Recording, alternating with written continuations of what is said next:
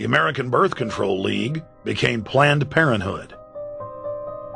New terms like transhumanism, population control, sustainability, conservation, and environmentalism replaced racial hygiene and social Darwinism. Many eugenicists of the previous period engaged in what they called crypto-eugenics. Purposefully taking their eugenics beliefs underground, they became highly respected anthropologists, biologists, and geneticists in the post-war world.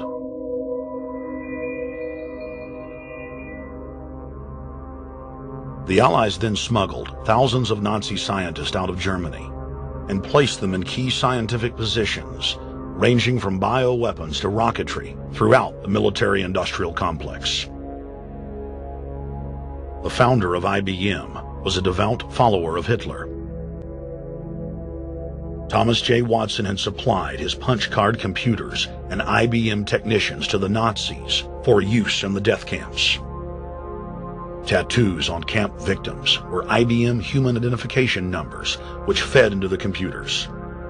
IBM had used similar punch card systems as early as 1928 in a Jamaican race mixing study. The first real computers were literally invented by a eugenicist for eugenics.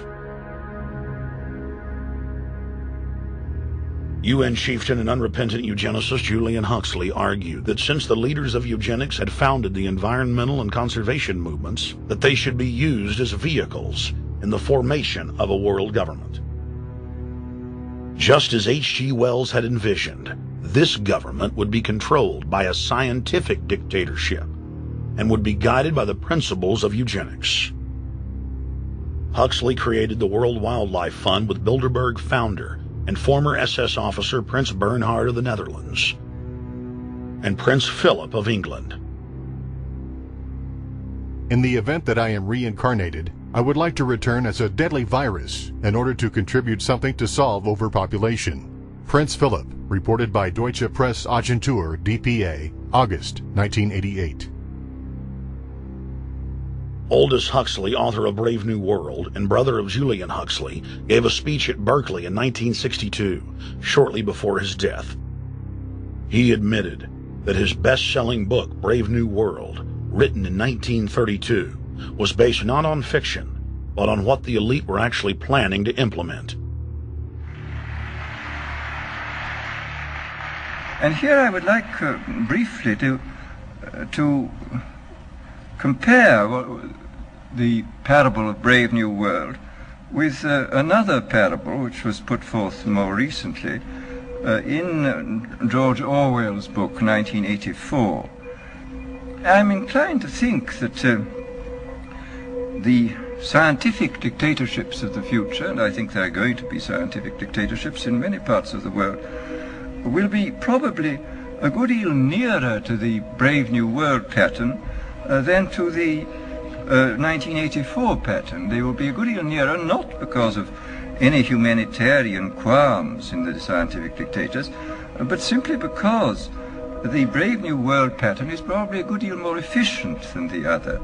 But if you can get people to consent to the state of affairs in which they are living, the state of servitude, the state of being, well, it seems to me that the nature of the ultimate revolution with which we are now faced is precisely this, that we are in process of developing a whole series of techniques which will enable the controlling oligarchy, who have always existed and presumably always will exist, to get people actually to love their servitude. People can be made to enjoy a state of affairs which, by any decent standard, they ought not to enjoy.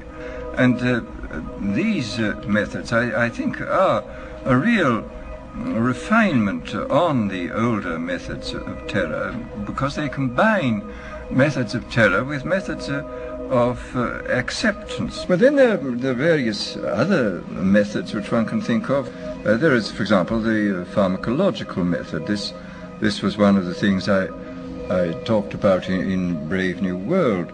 And the result would be that, I mean, you can imagine a euphoric which would make people thoroughly happy even in the most abominable circumstances. I mean, these things are possible.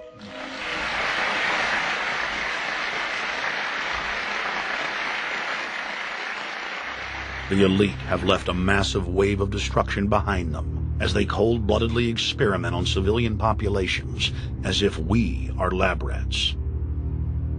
A string of congressional investigations has uncovered more than 20,000 secret tests that were carried out against the American people between 1910 and 2000. One well-known eugenics study, the Tuskegee Syphilis Project, killed hundreds of blacks and spanned 40 years until whistleblowers exposed it in 1972. From 1943 until present, the British have tested lethal nerve gas on their own personnel, on land, air, and sea. Many died instantly. Still others died grueling deaths over several years.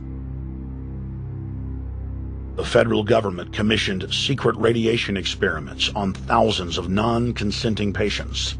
Hundreds of hospitals in the U.S. injected healthy men, women, and children with uranium and plutonium at dosage levels ranging from non-therapeutic to lethal, killing many of the test subjects. Pregnant wives of GIs were given vitamins by base doctors that actually consisted of highly radioactive uranium-239 and plutonium-241, resulting in violent miscarriages and the death of the mothers.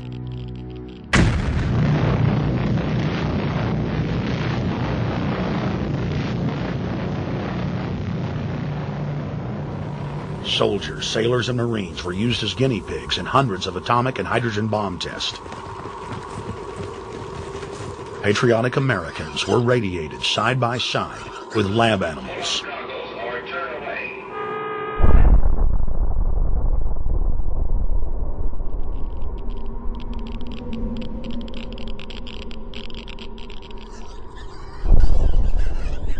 Pilots were forced to repeatedly fly through mushroom clouds of DNA-destroying radiation.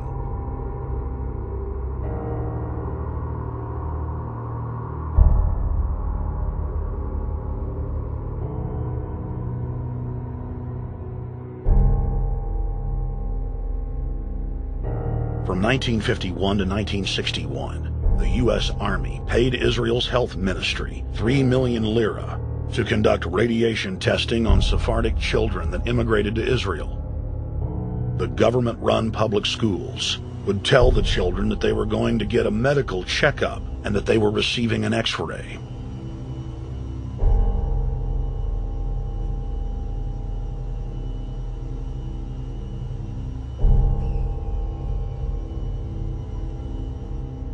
The Pentagon had already radiated more than 4,000 institutionalized children in the United States, many of which had died.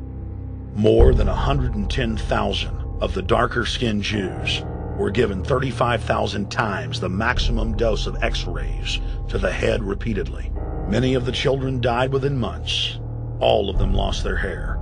Some still live today and endure excruciating health problems. The covert testing of chemical, biological, and radiological agents on unsuspecting populations continues worldwide today. From 1940 to 1979, the vast majority of the British population was sprayed by aircraft more than 2,000 times with deadly chemicals and microorganisms without ever being told. In 1968, the Pentagon tested a deadly bioweapon on New York subways and placed personnel in local hospitals to monitor the effects. Aggressive sterilization of men and women continued in many states until the mid-1980s. The United States and England are currently testing pesticides and highly toxic experimental drugs on tens of thousands of healthy foster children, many of which die as a result of the experiments. Prisons across the nation have forced inmates to participate in grisly experiments, ranging from pesticide studies to having tablets of dioxin sewn into their backs. Gradually, by selective breeding, the congenital differences between rulers and ruled will increase until they become almost different species.